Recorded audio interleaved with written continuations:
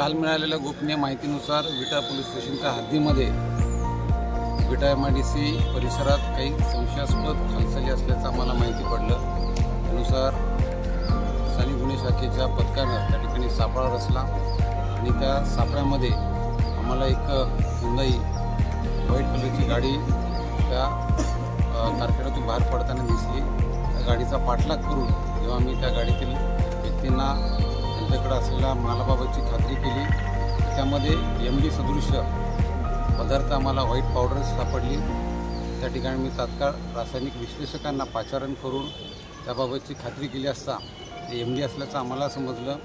त्यानुसार आम्ही पुढील पंचनामा केला आणि हे MD ज्या ठिकाणी तयार करण्यात येत आहे त्या बंद पडलेल्या युनिटवर आम्ही छापा टाकला आणि त्या ठिकाणी MD पदार्थ बनवण्याकरता जे रॉ मटेरियल आहे ते रॉ मटेरियल मोठ्या प्रमाणात त्या ठिकाणी आढळून आलं। त्याचबरोबर जे डिस्टिलेशन असेंब्ली आहे ज्या मशीनद्वारे यंत्रसामुग्रीद्वारे MD ड्रग बनवण्यात येतं ते सर्व आम्ही जप्त केलेलं आहे। आत्तापर्यंत यामध्ये आम्हाला 3 आरोपींचा सहभाग दिसून आलेला आहे। त्याच्यात आणखीन पुढं काही धागेदोरे असतील त्याकरता वेगळे पथकं तयार करून आम्ही ती रवाना केलेली आहेत आणि लवकरच त्यामध्ये आणखीनही आरोपी निष्पन्न होतील। या झालेल्या कारवाईमध्ये एकूण 14.5 किलो तयार MD ड्रग्ज, त्याचबरोबर त्याला लागणारं जे रॉ मटेरियल आहे आणि बाकीची यंत्रसामुग्री आहे सर्व जप्त करण्यात आली। याची किंमत साधारणतः 29.5 कोटीपर्यंत आहे। तर मला विश्वास आहे की याच्यामध्ये आणखीनही बरेच धागेदोऱ्या पोलिसांना मिळतील आणि याचे पूर्ण पाळेमुळे आम्ही खणून काढण्यामध्ये यशस्वी राहू। या ठिकाणी जे माझ्या पथकाने कामगिरी केली आहे त्या सर्व अधिकाऱ्यांचं नामलदारांचं मी या ठिकाणी कौतुक करतो, अभिनंदन करतो आणि याच पद्धतीने आम्ही पुढं काम हे चालू ठेवणार आहोत आणि याच्या शेवटपर्यंत आम्ही जाणार आहोत। धन्यवाद।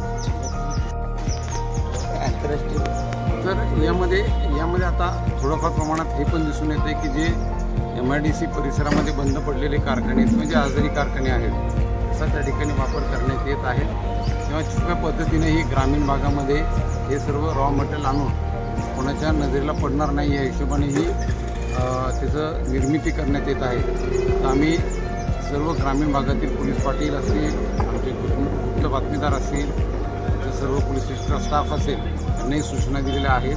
असं कुठेही संशयास्पद हालचाली दिसत आहेत, काही व्यक्ती आपल्याकडे दिसून येत आहेत तर तात्काळ माहिती घ्यावी। त्याच्यामध्ये जर ते असेल तर आम्ही कारवाई करत आहोत। किती दिवसापासून सुरू असावा अंदाज? हे आता जी तपासामध्ये माहिती पुढे येत आहे नुकतंच त्या ठिकाणी ते युनिट बंद पडलेलं भाडे तत्वावर घेण्यात आलेलं होतं।